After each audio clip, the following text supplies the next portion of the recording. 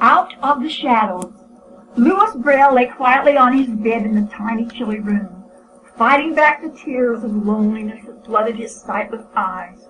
He was so alone, so terribly alone. It was true that all the other boys in this new school he had come to were also blind, and Louis knew that for the first time in his life he could now look forward to companionship without pity. But as he remembered the gentle, loving hand of his mother and the strong, guiding hand of his father, loneliness and fear swept over him. How far away Louis's parents were now in the little French village where he had been born. He was alone now in this big, noisy city of Paris, with its crowded streets of pushing people and rushing carriages. He must find his way in a world of darkness and shadows, a world of strange new sights he would never be able to see. Tap, tap, tap. Louis sat up quickly as the familiar sound came to his ears.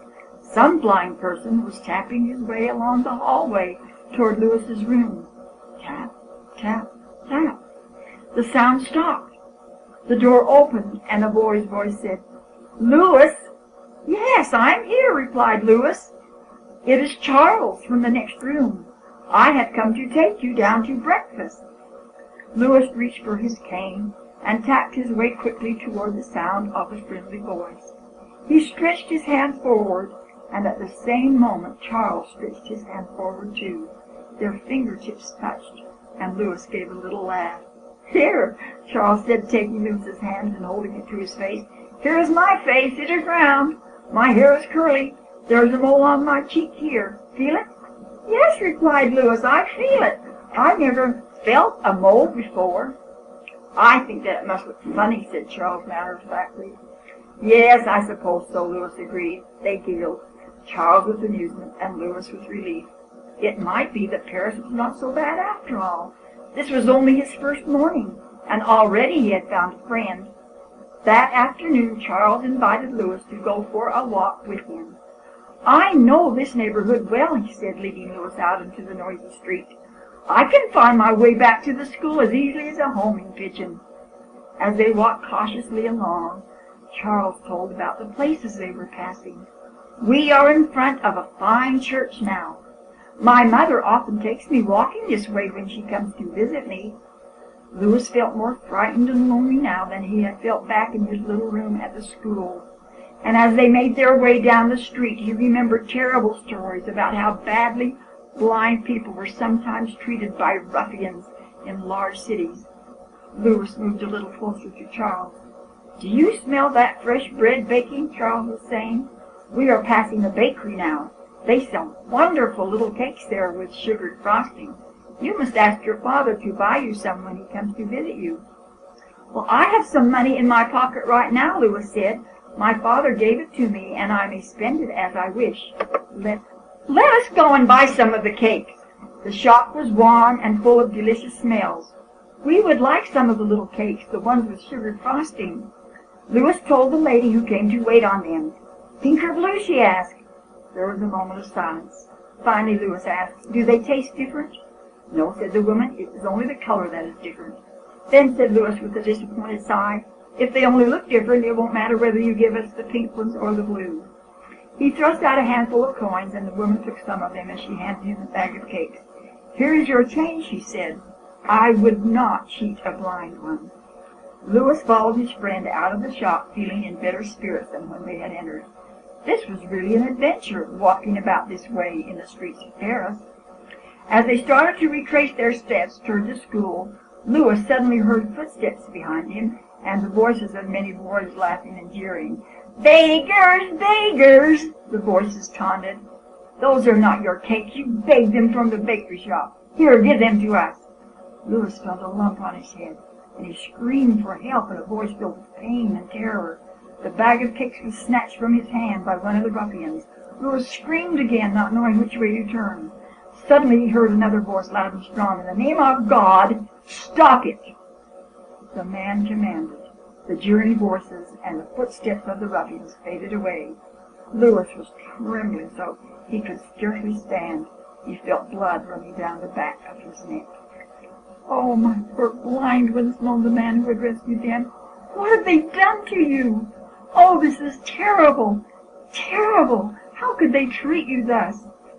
Louis was whimpering softly, standing in the same spot where the attackers had left him, but Charles did not cry. "Who are you?" asked the man. "I am Father Thomas," said the man. "I heard your cries from the church. Come with me, my blind ones. I cannot return you to the school like this. Oh, this is terrible, terrible." Numb with disbelief, Louis allowed himself to be led into the church. He had been blind since the age of 3, yet he had never heard of such a thing happening in his village. Father Thomas spoke soothingly to Louis. "Do not cry, my boy," he said. "Such creatures do not understand what they do. There is a great need for kindness in this world. You who have been robbed of your sight are not the only blind ones. All men are blind who do not see the need to help one another." "Oh, Father," Louis cried, "I am new at the school, and I feel so lonely. It is terrible to be all alone in the darkness." "My dear boy," the priest replied sadly, "there are many kinds of darkness in this world, besides the kind of which you speak. Nothing can be blacker than the blackness of a human heart that knows not the light of love for its fellow man. Those ruffians who have beset you in the street live in a world that is darker and uglier than your own." "How can it be?" cried the boy bitterly. "Nothing is worse than being unable to see." "You are wrong, my son," said Father Thomas. "Those who have eyes but shut them to the needs of others are black of soul as well as black of sight. And now that you have come to the school, you will have a chance to learn. Lack of learning is again another kind of darkness. I have heard that at your school the blind are taught to read, and perhaps even to write. Part of your cloak of darkness will fall from your shoulders when you learn these things." When Louis was alone in his room that night, he thought of what Father Thomas had said. But the loneliness he felt, and the terror of the attack he had suffered, were stronger than the words of the kindly priest. He made up his mind to ask his father to come and take him home. But how could he do it? He did not know how to write, and if he asked anyone at the school to help him, the director might find out. He might become angry and stop Louis from sending the letter. Louis had never realized before how much it would mean to be able to write a letter by himself. He tossed restlessly on his bed. "Perhaps," he decided at last, "if I try very hard, I may be able to learn to read and write in 2 or 3 weeks. Then I could write to my father myself and ask him to come and get me." During the next few weeks, Louis put all his effort in learning to read. He was a clever boy, and he learned rapidly once he set his mind to it. But the method that was being used for reading was slow and clumsy. Each letter of a word was pushed upon the paper so that it could be felt by the fingers. This meant that every book was very large and heavy, and reading was slow. Louis became more and more discouraged, and although he was learning rapidly, there were not many books at the school. He also saw that no method of writing was being taught, so there was no hope of writing his father a letter after all. He mentioned this one day to his friend Charles. "Why should you care about writing?" sighed Charles. "I would be happy if I could even read.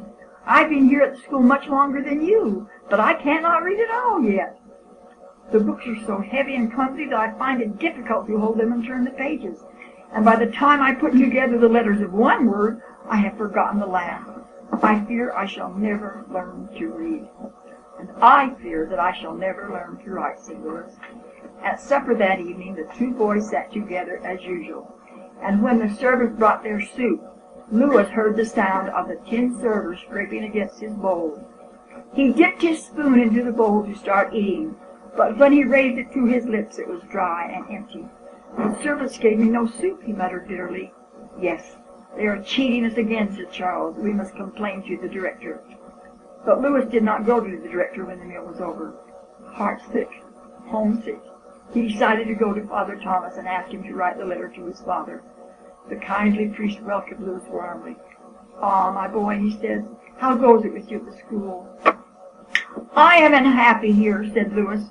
"You have not been correctly informed, Father. They have no method for teaching us to write, and many of the boys have great difficulty in learning to read.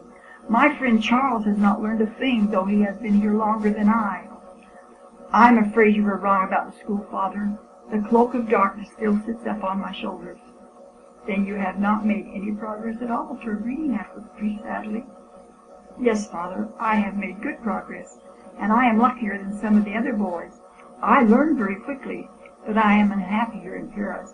I am terrified of walking about in the streets, and even at the school the servants rob us. I want to go home. Please, Father, I beg you to write a letter for me to my father and tell him to come and get me. Please, Father. For a moment the priest was silent. Do you help your friend Charles? He asked suddenly.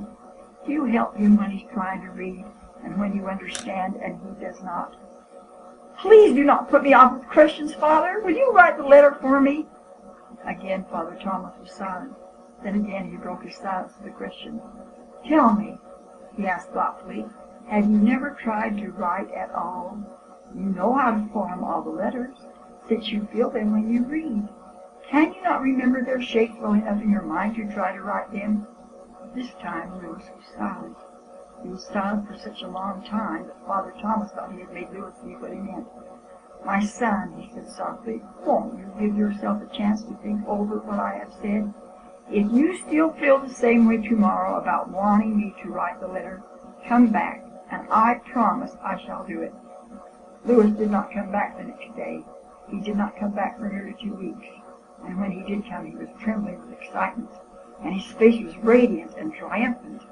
As Louis greeted the priest, he handed him a large piece of folded paper, and this is what it said. Dear Father Thomas, I helped Charles read. It made Charles happy, but I was happier than Charles. I tried to write. It was very hard, but I did it. I will stay at school now. It is not so dark here anymore. I see what you meant. If the blind do not hear and help each other, who will help them? I will look for a better way to read and write. Louis. Louis Braille's interest in learning to write became a lifelong project with him. During the next 30 years, Braille invented one system after another, trying to find a good method of teaching the blind to read and write. The Braille system, which he finally perfected just before his death in 1852, is now being used throughout the world. Blind people can even learn to read music by this method, and can read and write almost as fast and as well as anyone else.